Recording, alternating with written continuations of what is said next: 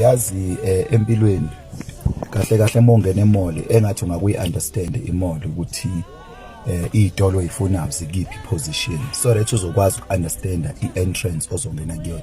Kuyenzeka ungene emall kanti ungene kwi-entrance wrong uzofica isitolo obuya kusona sesivaliwe kanti ungene kwi-entrance wrong ekudelayisile ukuthi ufike kuleso sitolo. Kubalulekile ukuthi azi ukuthi isitolo mawukuthi sikwi-position okuthi ngaphakathi i-entrance ezosheshe ngifikise lapho ikuphi. Nasempilweni ke kuyenzeka ukuthola ukuthi siphuza ukuphumelela empilweni kanti singene kwi-entrance wrong yempilo yethu, singene emnyangweni o-wrong wempilo yethu.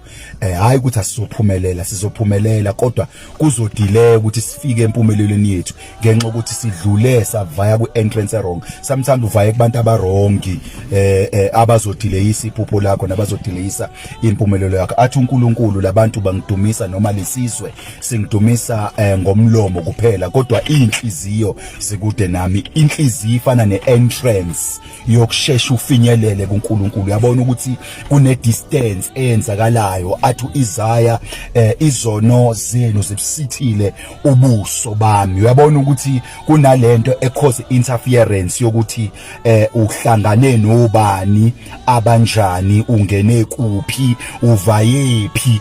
Understanda i-entrance yempilo yakho ukuze understande i-destination yempumelelo yakho. God bless you.